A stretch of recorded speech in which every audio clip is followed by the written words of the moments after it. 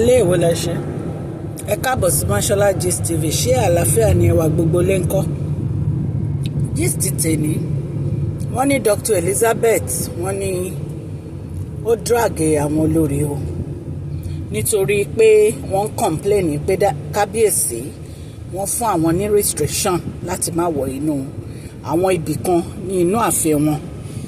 Wọ́n ní Dr. Elizabeth sọ fún wọn wípé ibi tí kábíyèsí bá fẹ́ kán wọ̀ náà máa wò nítorí pé àwọn kọ́ ni wọ́n bá kábíyèsí kọ́ palace ti wà kó tó di pé wọ́n bí àwọn, pé nǹkan tí bàbá bá dẹ̀ fẹ́ ni wọ́n máa bá wọn fẹ́, wípé kí wọ́n dákẹ́ gbogbo ẹjọ́ tí wọ́n ń rò, wípé gbogbo ẹjọ́ tí wọ́n ń rò yẹn wípé kò make sense, wípé nítorí pé ọkọ wọn ni kábíyèsí, nǹkan tọ́kọ wọn bá dẹ̀ fẹ́ náà máa fẹ́ torí ọkọ ló lórí aya.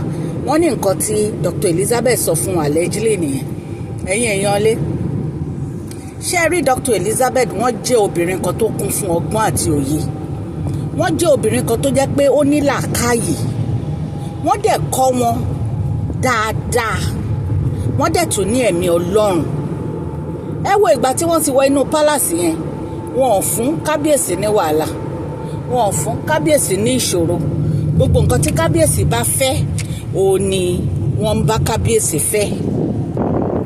Nǹkan tí kábíyèsí bá fẹ́ ni wọ́n bá kábíyèsí fẹ́.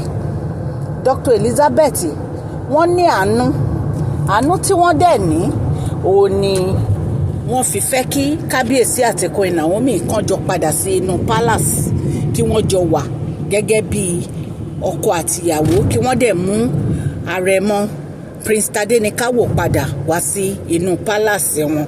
Ṣùgbọ́n gbogbo àwọn olórí wọn ò fẹ́ kí Tadenikawo àti Queen Naomi padà wá sínú palace.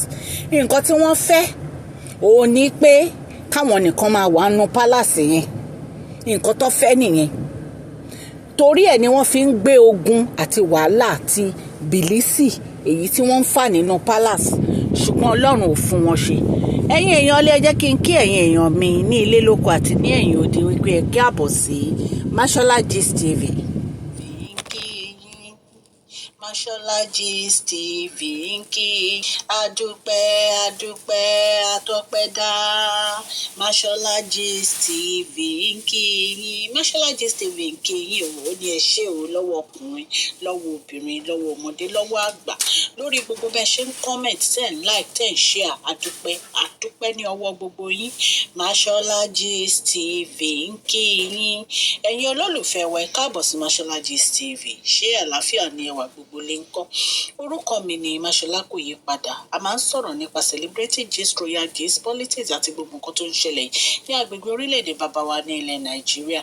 A ń sọ̀rọ̀ nípa celebrity gist, royal gist, politics àti gbogbo nǹkan tó ń ṣẹlẹ̀ ní orílẹ̀-èdè wa. Ẹ̀yin èèyàn lè tẹ́ bá ti subscribe, ẹ tẹ notification bell kẹ́ ẹ subscribe so that a bá ti post any gist ẹ máa rí.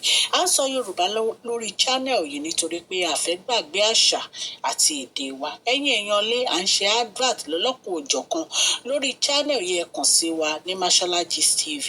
Ọlọ́run Elédùmarè á bá mi gọ́wọ́ yín sókè o. Ọlọ́run Elédùmarè á bá mi ran gbogbo yín lọ́wọ́ o. Òkè ní ọlá yín á máa lọ o. Ọlá yín ò ní lọ ìsàlẹ̀ láíláí. Elizabeth wọ́n jẹ́ èèyàn tó jẹ́ pé wọ́n ní inú rere. Ẹ̀yin èèyàn lé, a dúpẹ́ lọ́wọ́ yín o. Mashola Gist TV ń dúpẹ́ fún àdúrótì yín lórí channel wa. Bí a ṣe ń sọ lọ, àwọn olórí yìí wọ́n ń bá kábíyèsí fa wàhálà. Wọ́n ní rárá, kábíyèsí ò ní ẹ̀tọ́ láti restrain àwọn, wọ́n ń fa wàhálà pẹ̀lú kábíyèsí. Wọ́n ní Dr. Lizzie ló dìde sí wọn. Wọ́n ní ìgbà tí kábíyèsí ní kí àwọn olórí má wọnú palace, wọ́n ní Dr. Lizzie ló sọ fún kábíyèsí pé rárá o, kábíyèsí ìyàwó yín ni wọ́n, ẹ lè ní kó má wọ inú palace nítorí wípé ayé máa sọ yín lẹ́nu. Ṣùgbọ́n nǹkan tí ẹ lè ṣe òun ni kẹ́ ẹ restrain wọn ní àwọn areas kọ̀ọ̀kan tó jẹ́ pé wọn ò lè dé, òfin dẹ̀ máa dè wọ́n. Nítorí pé lóòótọ́ ayé máa sọ kábíyèsí lẹ́nu. Tí kábíyèsí bá ní kó má wọnú palace, wọ́n ní nítorí Queen Naomi ní kábíyèsí fi ní káwọn má wọnú palace, àbí?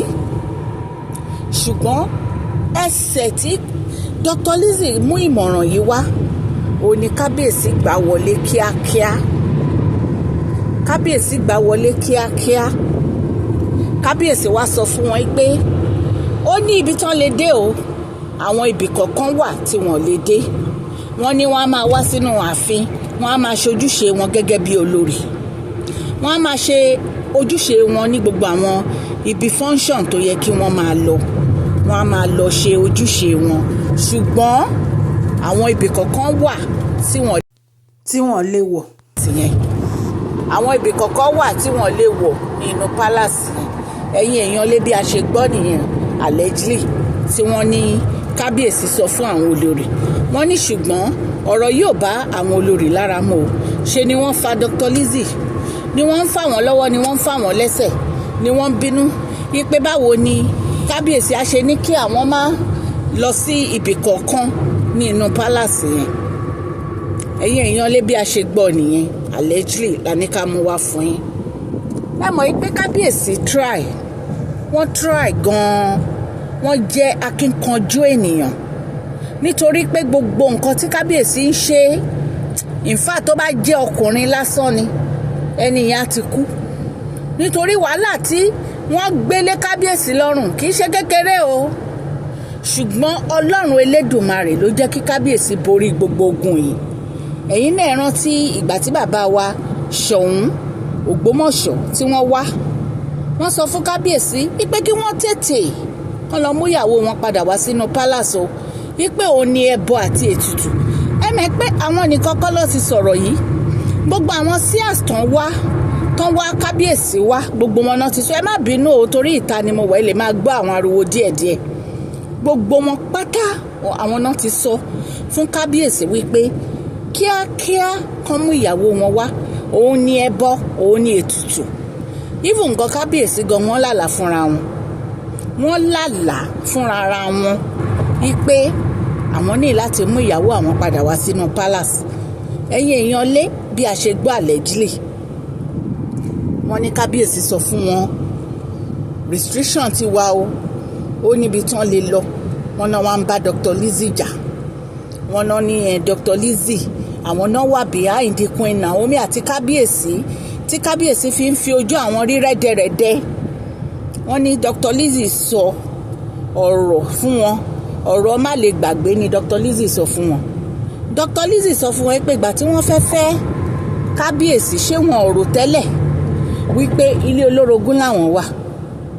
Wọ́n ní ìgbà tí wọ́n fẹ́ kábíyèsí ṣé wọn ò rò tẹ́lẹ̀ pé kábíyèsí wọn bá lórí ohun gbogbo ni.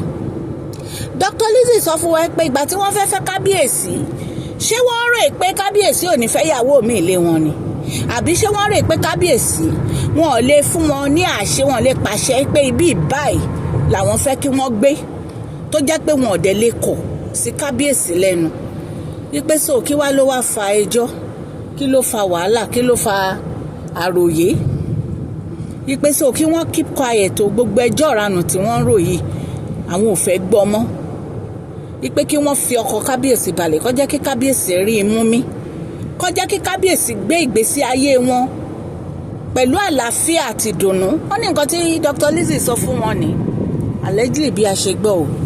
Ẹ̀yin èèyàn lé mo dúpẹ́ lọ́wọ́ yín fún àdúrótì yín lórí channel mi. Mo dúpẹ́ lọ́wọ́ yín nítorí pé ẹ dojú tì mí. Gbogbo bẹ́ẹ̀ ṣe ń subscribe, ten like, ten share gbogbo àwọn gist wa, gbogbo ẹ̀ ní a dúpẹ́ o. Wọ́n ní ẹni tó bá dúpẹ́ oore àná á rí mi gbà o. Ọlọ́run Elédùmarè aláàánú á wà pẹ̀lú ilé àti ọ̀nà yín. Ọ̀nà yín ò ní dojúrú o. Ní agbára Ọlọ́run gbogbo nǹkan tẹ́ bá ń dáwọ́lé á yọrí sí rere. Ẹ jọ̀ọ́ ẹ má gbàgbé kẹ́ ẹ fún fídíò yìí ní thumbs up o. À ń ṣe advert fún collection center store. Ẹ bá collection center store ẹ bá wọn ra bàtà ọkùnrin láti size 8, 7, 8, 9, 10, 11, 12, 13, 14 títí dé size 14 lẹ́sẹ̀ ọkùnrin. Ẹ̀yin tẹ́ lẹ́sẹ̀ ńlá ẹ kàn sí wọn ní collection center store @gmail.com. Wọ́n ta palm, wọ́n ta slippers, wọ́n ta sandal, wọ́n ta fashion bags. Ẹ kàn sí wọn ní collection center store @gmail.com. Ẹ̀yin èèyàn lé wọ́n ta gold, wọ́n ta 18 carat àti 14 carat. Wọ́n ta bags obìnrin. Ẹ kàn sí wọn ní collectioncenterstore@gmail.com. Bàtà tí wọ́n ń tà Italian shoe ni o. Kò ń ṣe àwọn bàtà tó yẹ pé tẹ́ bá wọ̀ lọ́wọ́ kan báyìí ló máa jẹ. Àwọn bàtà tẹ́ máa lò pẹ́pẹ́pẹ́ tó máa last ni. Ẹ kàn sí wọn ní collectioncenterstore@gmail.com. Ọlọ́run á ràn gbogbo wa lọ́wọ́ o. Bẹ́ẹ̀ náà ni à ń advertise fún Royal Beauty Goods and Store. Fìlà ni wọ́n ń tà. Àwọn fìlà tó jẹ́ pé ẹlẹ́dẹ̀ sí native ìró àti bùbá òfin ni wọ́n fi ṣe. Gbogbo àwọn fìlà wọn, àwọn míì wà tó jẹ́ pé wọ́n fi material ṣe. Ṣùgbọ́n tẹ́ bá wọ agbádá tẹ́ gbé fìlà wọn lé, tẹ́ wọ kaftan tẹ́ gbélé, tẹ́ wọ skirt and blouse tẹ́ gbélé, rẹ́gí ló máa ṣe. Ẹ kàn sí Royal Beauty Goods and Store@gmail.com fún oríṣiríṣi fìlà ní oríṣiríṣi kọ́lọ̀ èyí tẹ́ bá fẹ́. Ọlọ́run Elédùmarè á ràn gbogbo wa lọ́wọ́ o. Ẹ bá mi fún fídíò yìí ní thumbs up o. Please share this video, like and subscribe. God bless you all.